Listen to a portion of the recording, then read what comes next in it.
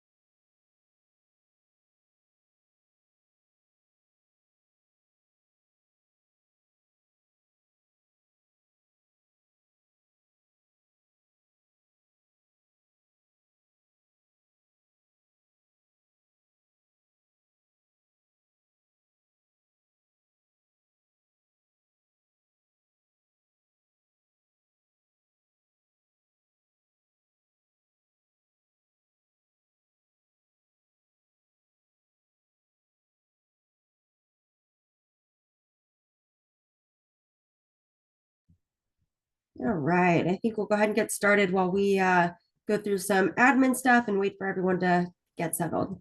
Again, thank you everyone for joining us today. Today's BioInfo webinar, The Digital Scientist, Exploring Online Behaviors of Researchers. I'm Elisa Alvik, Marketing Director here at Science and Medicine Group. I'll be your moderator for today's webinar. Before we get started, I just wanted to cover a few housekeeping items. First, if you experience any issues throughout the broadcast, please feel free to put them in your chat. I'll work with you directly to fix them.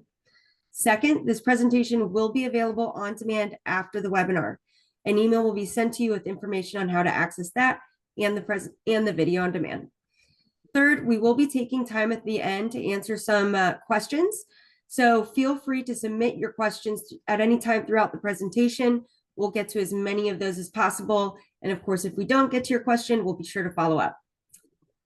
Without further ado, I'm excited to hand it over to today's host, Andrea Smiley. She's the Senior Project Manager at Science Advisory Services with BioInfo. Thank you for joining us today, Andy. Excited to have you. When you're ready, feel free to take it away. Thank you so much, Elisa, for that great introduction. Hello, all, and welcome. I'm very, very excited to be talking about this report. It was a fun topic for all of us to research here at BioInformatics, and I hope you guys enjoy the highlights from this report that we are about to present. I'm going to dive right in because there's so much information usually in these reports. I want to make sure I get a lot of our knowledge imparted to you guys as much as possible. So real briefly, we're going to talk about the study overview and the objectives.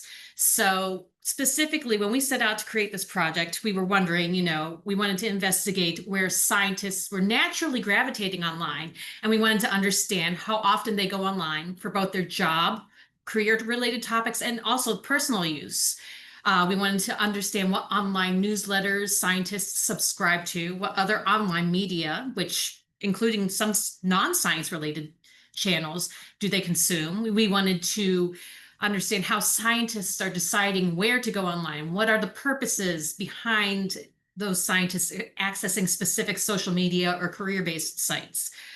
We wanted to understand which science-related forums people are accessing and how do they learn about these forums, We want to understand what topics they're investigating online, both science and non-science related. And where would they trust finding any of this information? And finally, we wanted to investigate who key online influencers are that scientists follow, and through what channels they consume that media, and how they first heard about these online thought leaders. To that end, BioInformatics designed an online quantitative survey to address those objectives. It contained about 50 questions, which included all the demographic questions, and took a median time of about 17 minutes to complete. And we fielded it to well over 500 respondents. In addition to the quantitative survey, we also did a qualitative interview segment. So this is a mixed media study. So the qualitative discussion guide contained about 17 questions, along with additional appropriate probing questions. And it took about 30 to 45 minutes to complete. And the respondents that participated in these interviews were selected from quantitative survey participants with efforts to ensure a representation across gender, generation, and regional cohorts. Qualifications for this survey, we wanted to make sure we got a great sample of scientists, a broad sample. So the scientists must work in either academia, pharma, biotech, or other industry, and they could have been located in North America, Europe, or the Asia Pacific region. Now, to be clear, a selection of the results here is going to be presented in this webinar. We're not going to go through the full report, but the full report is available, in the Knowledge Center online. So some quick top lines, because things that I find very interesting in here. So first things first, we wanted to understand which of the following online resources scientists are using for both professional purposes or for personal purposes. So we found different online resources are leveraged for different purposes, obviously. Search engines and AI tools, though, are kind of used for both. You can see that 81% here in the professional purposes in the dark blue are using search engines, and 86 for personal reasons. We found, respondents will utilize more online resources studied in the survey on average for professional purposes versus personal purposes. So on average, when they were selecting all the different channels and resources here, they had a selection of maybe about 7.9 resources selected for professional purposes, but it dropped down to 7.0 for personal purposes. Respondents also indicated, it's not shown here, but we found it very, very interesting that respondents are using games such as phyloDNA puzzle or Foldit to aid in their research. So it's a nice little surprising detail there that online games are being used actually for professional purposes.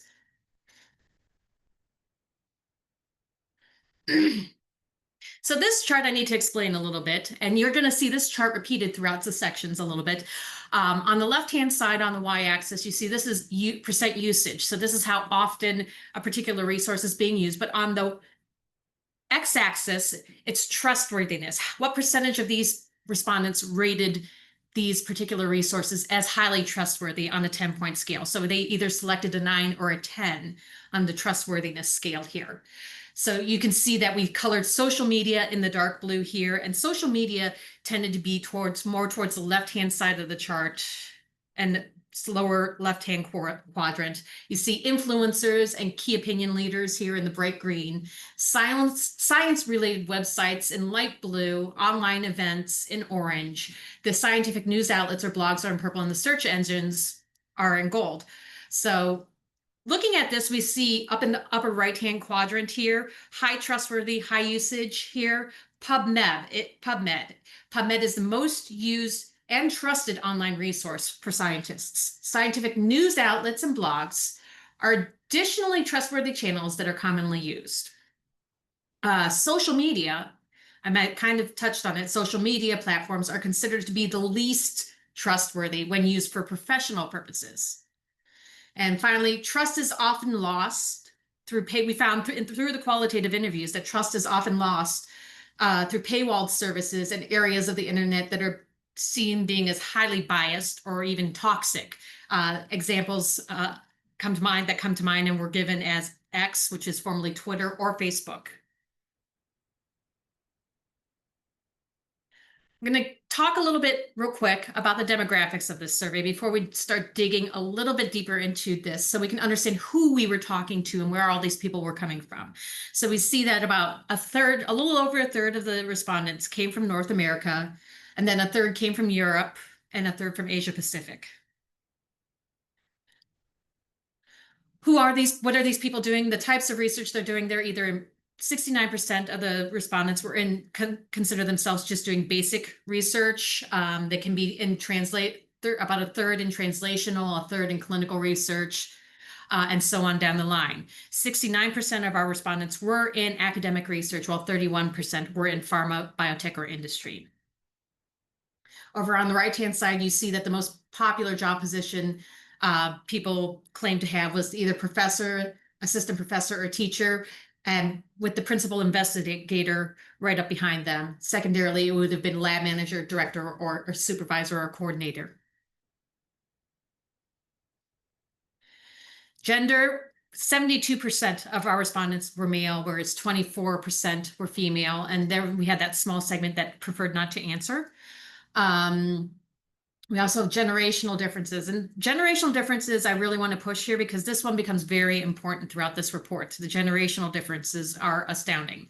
You see, we had about 20% of baby boomers, 36% of Gen X, 26% of Xennials, and then finally about 14% of millennials, and a small cohort of Gen Z, less than 1%, but we did manage to get somebody in Gen Z for a qualitative interview, which was very exciting for us to listen to their thoughts and feelings.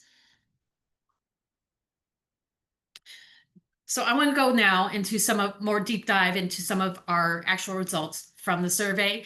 And I want to start first with the social media usage. So looking at social media usage, it definitely varies by generation. We see that attitudes also towards these platforms vary wildly. We found that, the baby boomers express negative sentiments towards social media in general. And you can see that first quote on the top left of the page, that baby boomer saying, I think people my age are pretty fed up with social media. They don't see the benefit. The shine has worn off. I think that adequately describes that attitude there.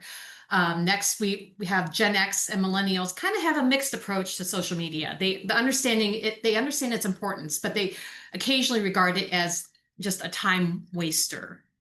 So there was a period where, looking at that center quote, that person from Gen X, they say there was a period where I think X was the predominant platform for people in my profession, and then it switched.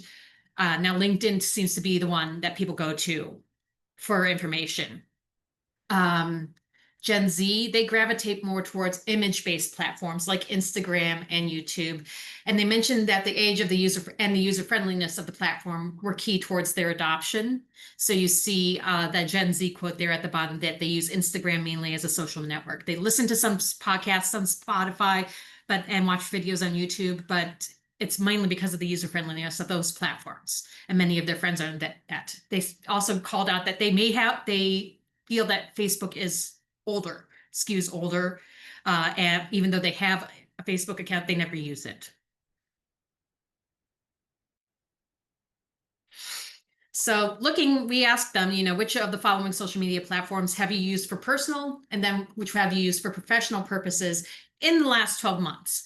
And we've split this one out here by generation to show the usage. Now, we see that Gen X here, even though the quote said that they use LinkedIn, they still lag behind the other generations in using LinkedIn here at the top, even though it's right here with this orange circle here. Their usage remains high for professional purposes, because LinkedIn is a professional purpose social media platform. And you can see that it does fall back in the personal usage as well. But one of the key things to take here when you're interpreting this chart is also not just the generational differences in usage, but you can also see that there is, even though some certain platforms are considered for professional use, like LinkedIn, they're still using it for personal reasons as well. We see also one thing I wanted to call out, Slack. Here in the middle, we see Slack is used more for professional purposes, and we see that Xennials use it more often than any other generations for those reasons.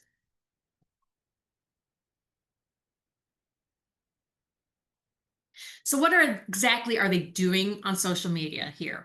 Well, we kind of group this together with the green being, with the green circles meaning things that are more passive actions taken on social media, where the light blue circles are things that are more active things that people do on social media. And we found that boomers and Gen X are more likely to act passively on social media, just reading or consuming content or just saving content or articles, while other generations tend to create more content. They tend to interact more or react more on social media. So they are posting new content, they're liking new content, they're sharing or reposting interesting things, they're promoting events. So you can see the generational divide happening there between Gen X and the Xennials, that there is a definite generation divide with those skewing older versus younger and how they utilize it.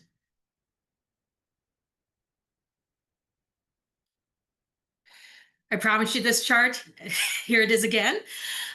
So this is just focusing here now on social media right now. So we see LinkedIn sees a high amount of usage, definitely when used for professional purposes. Now we're just focusing in here right now on professional purposes. But you see also the trust for all these social media challenges, they're all under 50%. So trust here is pretty low. Instagram has the least usage down here in the bottom left corner for professional purposes among respondents, and it also rates the lowest in trustworthiness, again, for professional purposes. Slack, it's considered the most trustworthy of social media outlets when used for professional purposes, although usage is low. And WeChat is kind of similar in trust to this usage. Well, you might say, well, those are kind of like chat things. Those are more like messaging things. Well, yeah, the trustworthiness is also related to who you're interacting with on those channels as well. A lot of people use Slack to do chats with colleagues and such. So trust is high depending on who you're talking to.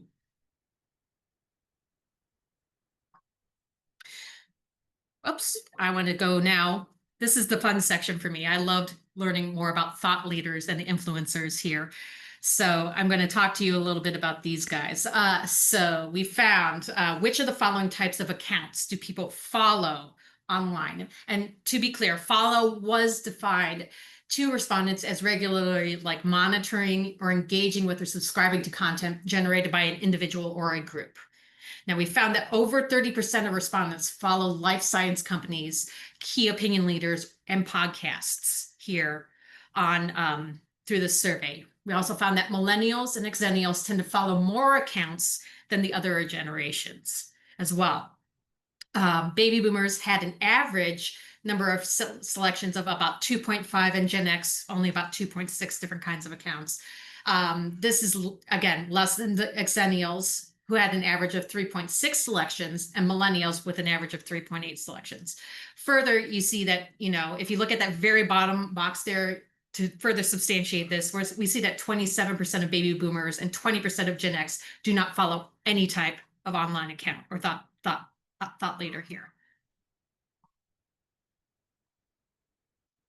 Well, who are these people that they're following? This is the interesting one for me. We asked an open-ended question.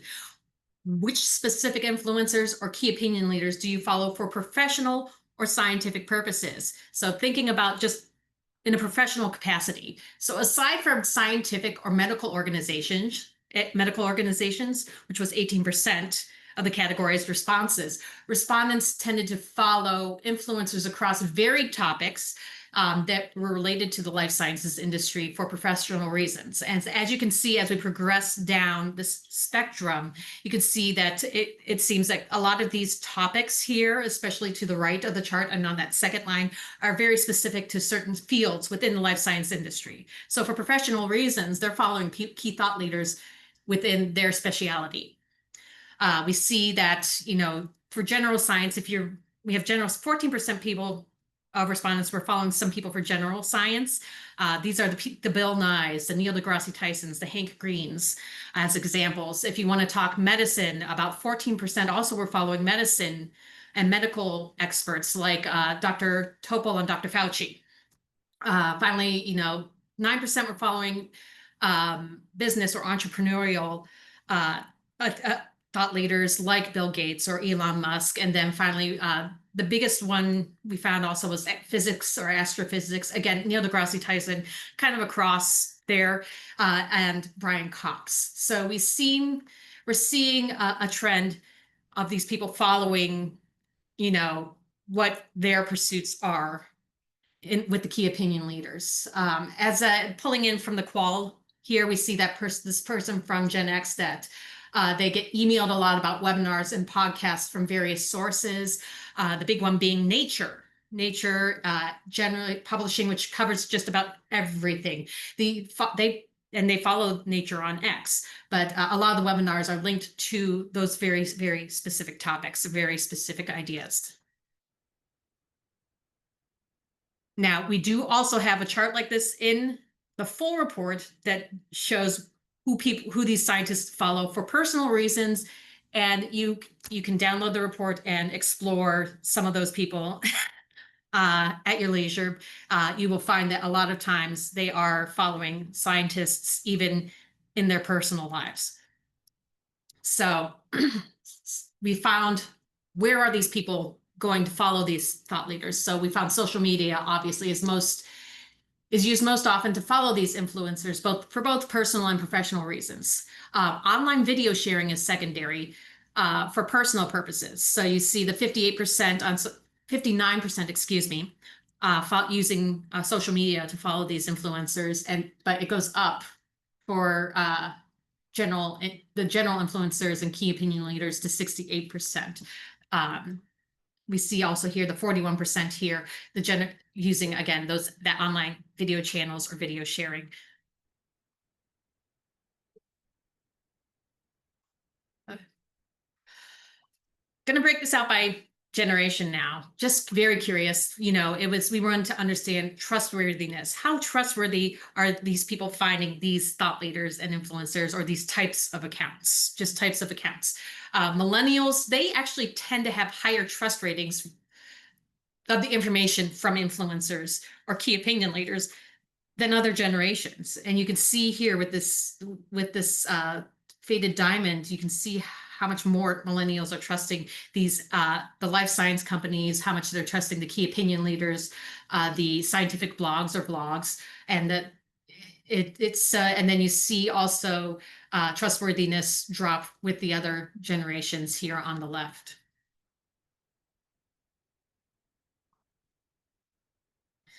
Here's the chart again. So we found here, just plotting out just the scientific, the trustworthiness for the online resources that people are using for professional purposes. We found, scientific key opinion leaders and influencers for a specific field of study are considered most trustworthy. So it's over here in the top, the furthest to the right here, but it trails life science companies in online usage for professional purposes here. So there's more usage with life science companies, but more trustworthiness with the key opinion leaders here.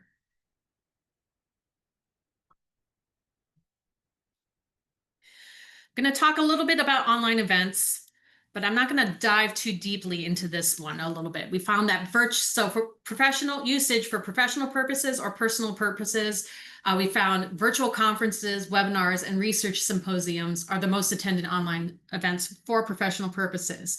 If you look at that very bottom box on the right-hand side, for personal purposes, 27% of respondents aren't really doing these for personal purposes.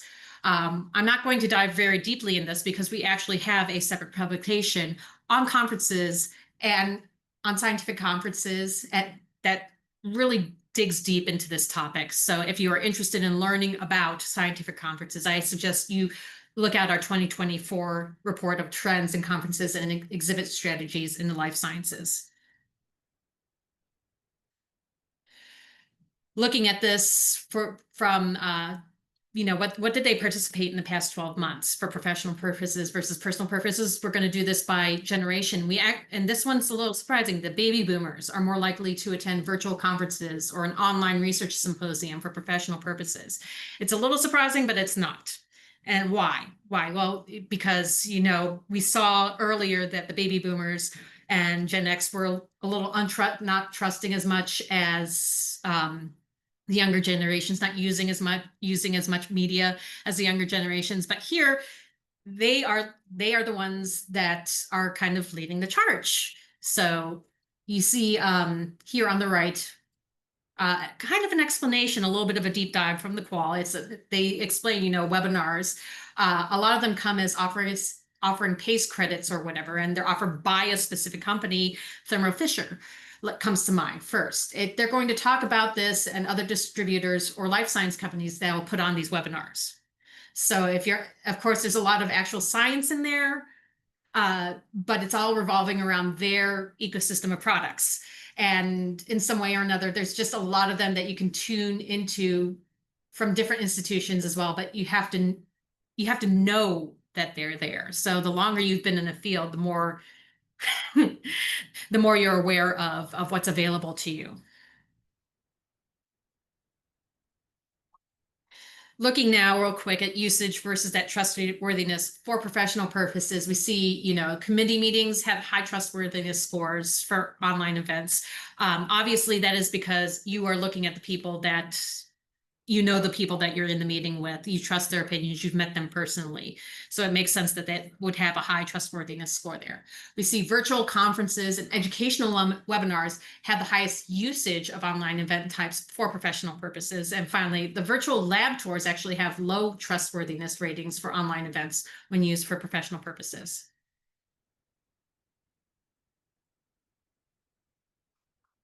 I'm going to touch a little bit on search engine usage real quickly. Google. Google reigns here. Google is the first stop of respondents for both personal and professional searches. However, it tends to branch out very, very quickly and suddenly once the purpose is stated. You see that Google is seen as fast, it's seen as familiar, it's seen as an effective way to begin exploring a topic here. It's often, the gateway to locate vendor websites, it's to locate product information, it's to locate to scientific literature. It is your first stop. Why? Well, speed and simplicity. It's valued as reasons. The speed and the simplicity of the Google website, it's highly valued, so that people can return to websites like Google that are highly trusted here. And while Google is highly used, respondents tend to use it just as a jumping off point, for more domain specific tools. So they may start at Google, they may wind up at PubMed or some other website for further depth and accuracy.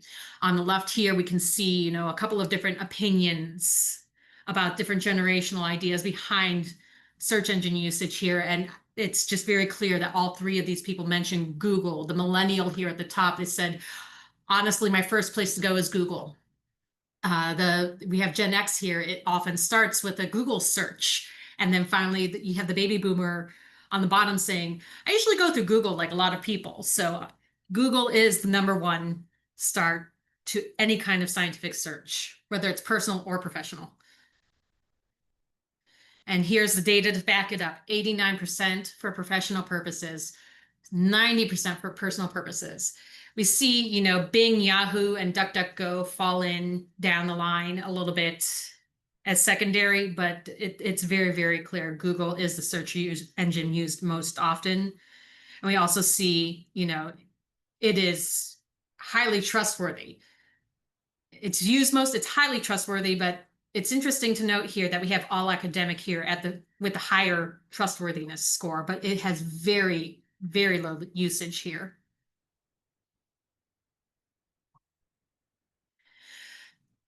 It covers most of the information from the report. For the next steps, I would love to encourage you to go and read the full report online. It's available in our Knowledge Center. You can look at the catalog of our other publications that center around life sciences feedback and workflows, and maybe explore other ideas and evaluate what market research options you may have for us. If the reports aren't answering all of your questions, our team is happy to design certain custom research options for your company as well.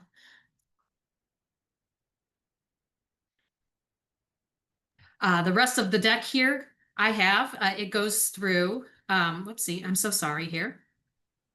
The different types of market research. We have accelerated insights, some custom light options. We have some custom insights here that range depending on your needs and your price range.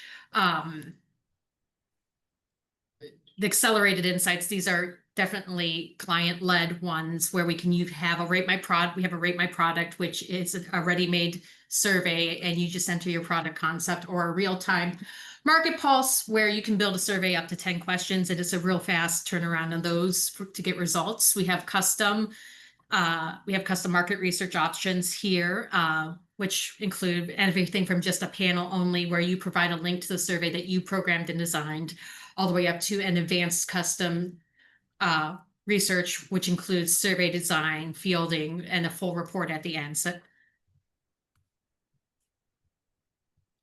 we also have qualitative research available, which includes, anything from just a recruit only, and you lead the discussion with our panelists, or all the way up to, just us leading the interviews, or us leading the interviews and writing a report. Or finally, there's other specific things we can do as focus groups and ethnographies.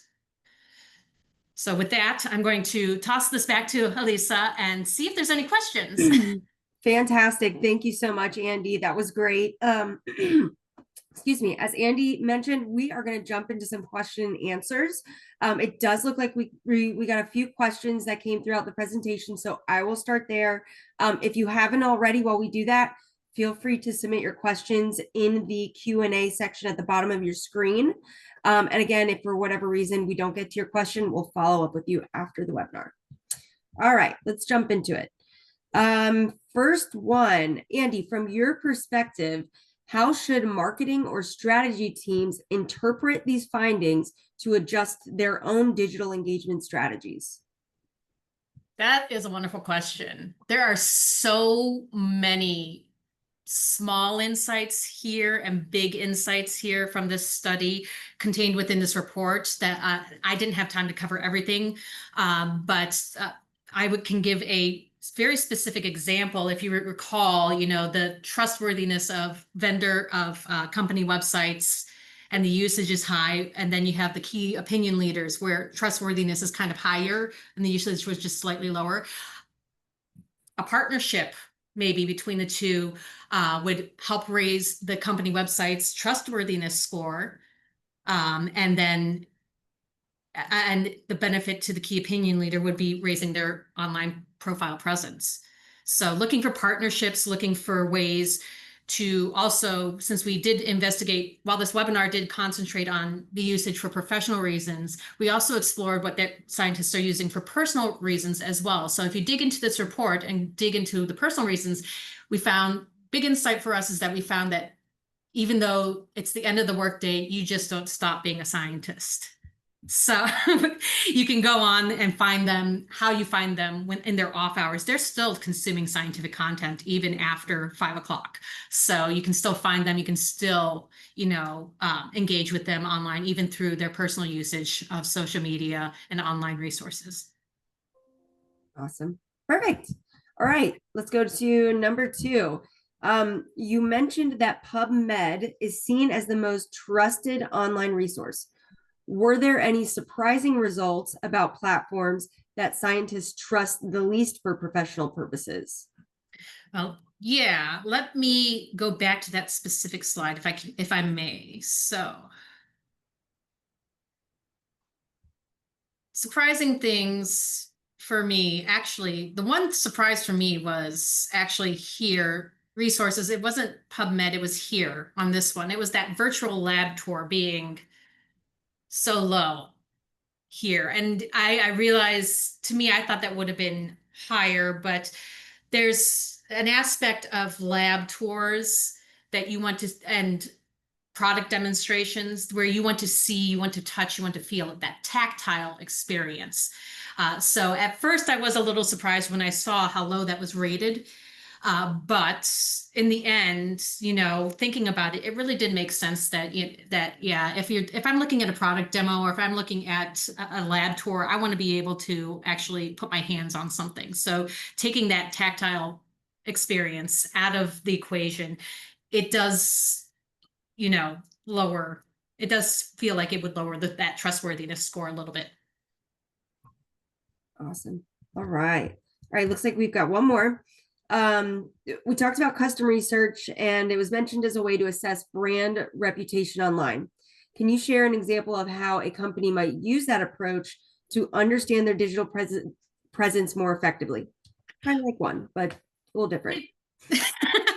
Well, yeah, we use custom research a lot to actually to help assess this. It's all about awareness. We can definitely design a study and not just assess, usage of the company's website in particular, and but also where people, not just how many people have heard of some a particular company, how many people are aware of it, but where they first heard of it. Did they hear about this company through LinkedIn? Was it a webinar? Was it an article? Was it at a conference? We can assess the help with these we can help with answer these questions, and where also not just where did you hear about this company, but where do you hear about most companies, so we can also compare them against their competition and see, okay, well, we heard about your company at a conference, but we're seeing all this presence online here. So you may have this webinar, you may have this company here online, or we heard about your company through a LinkedIn post, but your presence on these other platforms is low.